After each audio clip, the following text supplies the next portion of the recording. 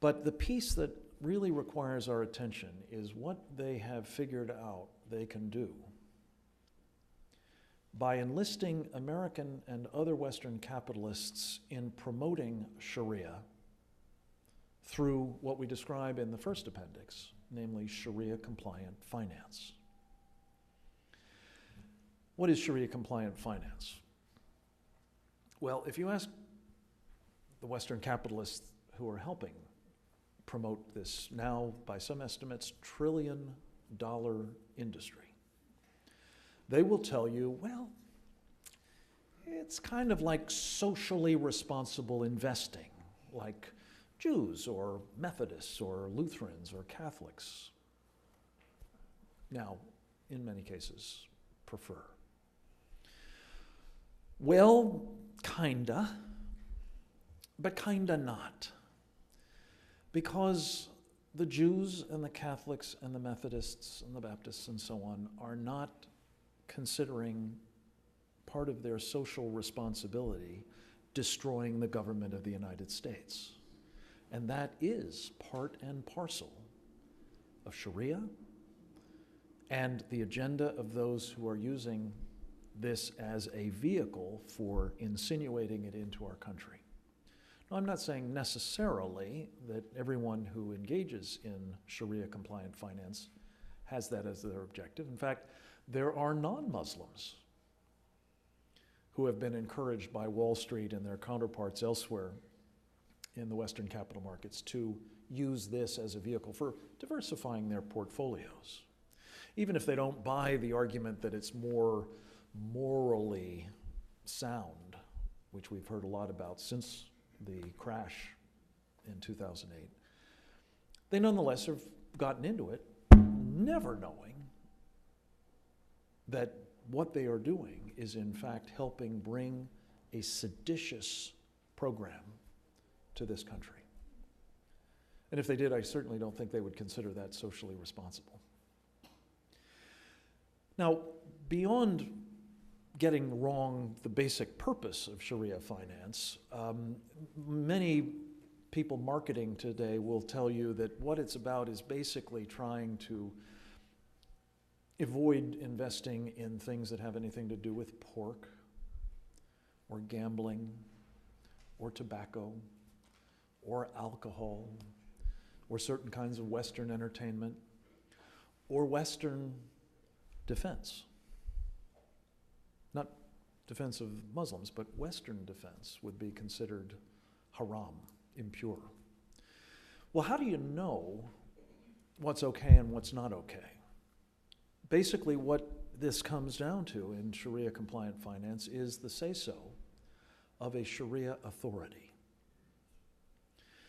And it might surprise you to know that every single one of the Sharia authorities who are engaged at considerable expense by Western financial houses, banks, and other institutions absolutely, positively believe that Sharia must dominate the entire world and everyone in it must submit, Muslim and non-Muslim alike, to its dictates. So that's kind of a problem. Especially when you think about, let me just give you two examples. Two of the most prominent of the Sharia advisors are Taqi Usmani, a former Sharia Supreme Court judge out of Pakistan, and Sheikh Yusuf al-Qaradawi. Anybody here a regular on Al Jazeera television? Not the English one, the Arabic one.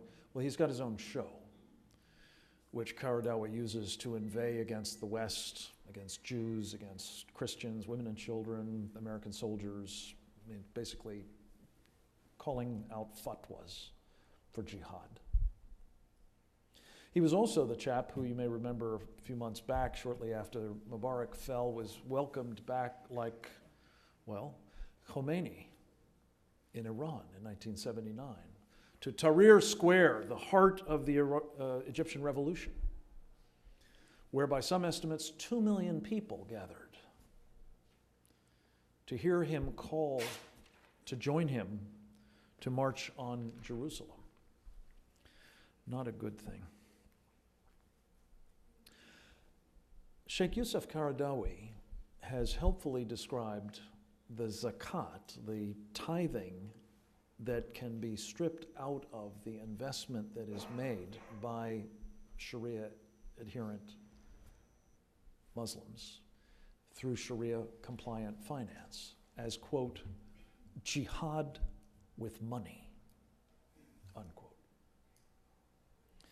So the next time you hear a Western Sharia finance enthusiast talk about it. By the way, Gutter is going to be having a conference here either this week or next week, touting what a wonderful thing this is. You will come away almost certainly with the impression that Sharia is kind of a Chinese menu.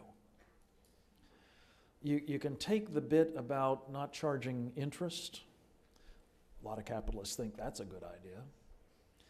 And maybe giving up on the pork or the tobacco and so on, without having to pick up on the beheadings and the stonings and the amputations and the floggings and the honor killings and the female genital mutilation and the general misogyny and the rest of it. Well, that's actually not how Taqi Usmani or Yusuf al-Qaradawi, or for that matter, any other Sharia adherent Muslim sees it. It is, as I said, a comprehensive, inseverable, and all-encompassing doctrine. You can't take one from column A and one from column B. And therefore, those who are promoting Sharia finance in this country are promoting the whole Megillah, is that the technical term for it? Yes. The whole shooting match. And I mean, literally, shooting match in this case, because it's all about jihad.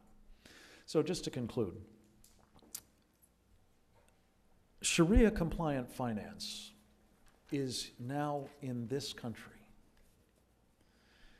not simply because the Saudis and the Qataris and the Yemenis, not so much the Yemenis, but some in the Yemenis, some who migrated from Yemen to Saudi Arabia particularly, like Abdurrahman al-Amoudi, who you may have heard of because he was the man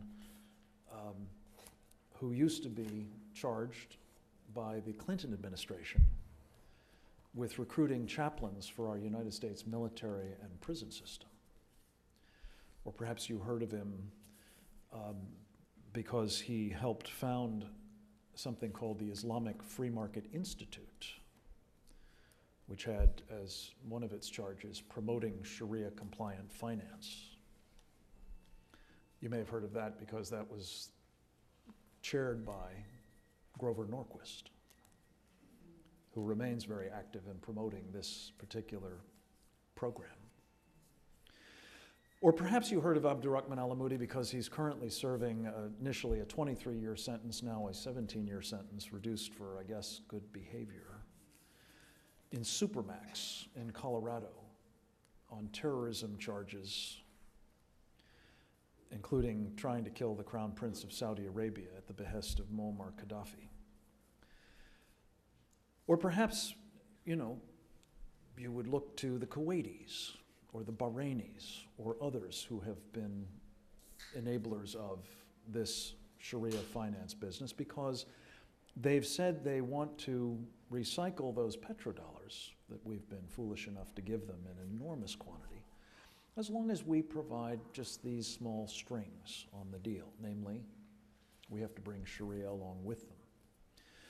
But the real reason I would submit to you that we have Sharia compliant finance in this country, big time and increasingly, is because the United States government, under the previous administration and under this one, decided this was a good thing. Specifically, as I said, recycling all those petrodollars was something that became really important after, of course, the crash of 2008. So much so that the United States Treasury Department convened in November of that year something they called Islamic Finance 101, in the Treasury headquarters for the purposes of having two of Elena Kagan's star professors at Harvard University come and teach about the wisdom, the merits, the ethical integrity, and other charms of Sharia-compliant finance. And do you know who was their host at the Treasury Department on that occasion? A fellow by the name of Neil Kashkari. That name may not ring a bell to you, but at the time he was a rather big deal. He was the Assistant Secretary of the Treasury responsible for something called the TARP program, the Troubled Asset Relief Program, which, as you may remember at the time, was for not a few financial institutions in the United States the difference between solvency and going the way of Lehman Brothers. So when a guy who had the spigot under his control for the TARP funds invites his friends to come and learn about the beauty of Sharia-compliant finance, the message was not lost on the financial sector in this country. And in the months and years that followed, most of the big banks, investment houses, hedge funds, and other institutions have found a way to get into this socially responsible investment. In the bailout of AIG went directly into the Sharia finance division of the company. So here we are, a country that under our Constitution we think separates church or mosque and state, now owns a company that expressly is promoting not just this financial business in their way, but actually Sharia. Part of the evidence that David submitted in the course of the trial showed in a screen capture an image from the AIG website that is talking quite enthusiastically about the wonders of Sharia. How can this possibly be constitutional? Unfortunately, a federal judge at the trial level said he thought it was okay. So it's now under review by an appellate court. But watch this space, because I believe that this is, in fact, as I said earlier, one of the most insidious ways of getting all of us, whether as taxpayers or whether as investors or whether simply as people who will be affected by this business as it grows, to accept as a parallel enterprise. You talked about parallel courts. Well, this is a kind of parallel financial system, something that is toxic through and through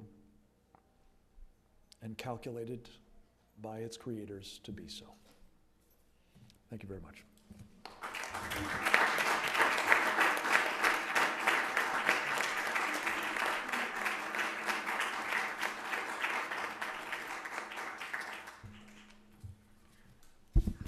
Thank you so much, Frank.